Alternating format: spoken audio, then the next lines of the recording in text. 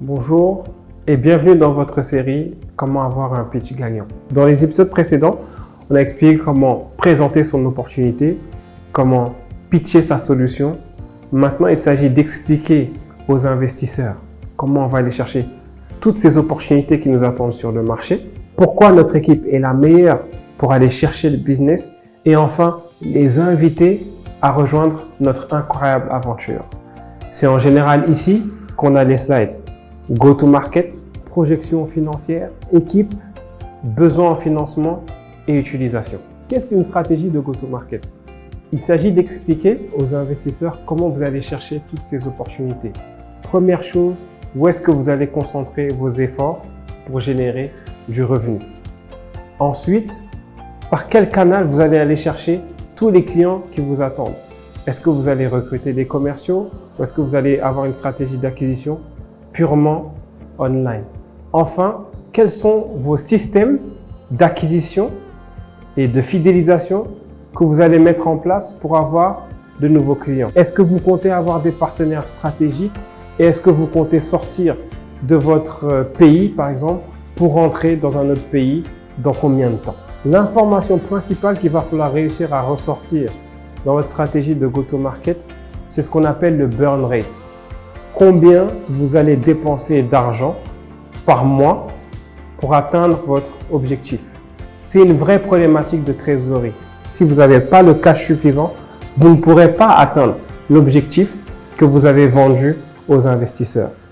Calculez votre burn rate. En général, on le calcule à la semaine ou au mois et on le compare à avant qu'on ait les investissements et après qu'on ait reçu un investissement. Une fois que vous allez expliquer comment vous allez chercher ces opportunités dans votre stratégie de go-to-market, il faut maintenant donner des objectifs, des projections. Souvent, on distingue les projections financières des projections stratégiques, mais je vous recommande de faire les deux. Expliquez d'abord où est-ce que vous voulez être dans 6 mois, dans 1 an et dans 3 ans pour donné une vision claire à votre investisseur du court, du moyen et du long terme.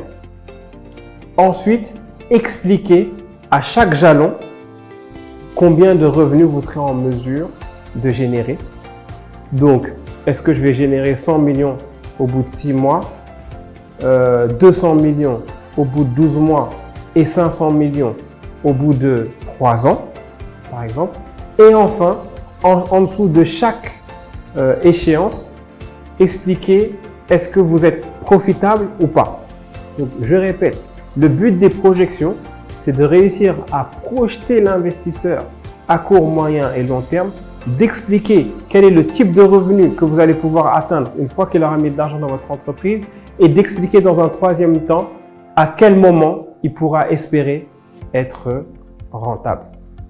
Pour crédibiliser votre projection financière, il est toujours bon de la traduire en part de marché.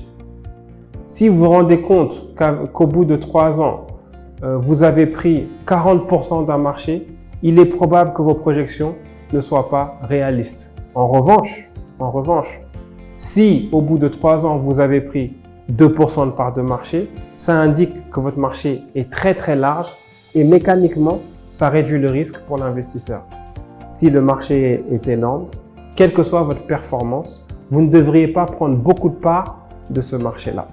Donc maintenant que vous avez un plan et des objectifs clairs à atteindre, vous voulez montrer à l'investisseur que vous avez la meilleure équipe pour exécuter ce plan. Dans le slide équipe, vous mettrez la photo de vos fondateurs avec une brève description de leur parcours. N'essayez pas d'expliquer tout ce que chacun des membres de votre équipe a fait. Mettez juste en évidence les expériences les plus pertinentes pour votre business. Vous pouvez parler de l'expérience, de diplômes s'ils ont fait de super écoles. L'idée ici est de montrer que votre équipe est la meilleure pour exécuter le plan que vous avez défini. Il vous manque une ressource stratégique pour exécuter votre plan. C'est à ce moment que vous voulez dire à l'investisseur que vous avez identifié la personne à recruter pour réussir le plan. Vous pouvez compléter votre équipe avec un board of advisors ce n'est pas toujours pertinent. Préférez mettre en avant les gens qui ont une expérience avérée dans votre secteur ou les personnes plus seniors que vous qui ont mis un peu d'argent dans votre business.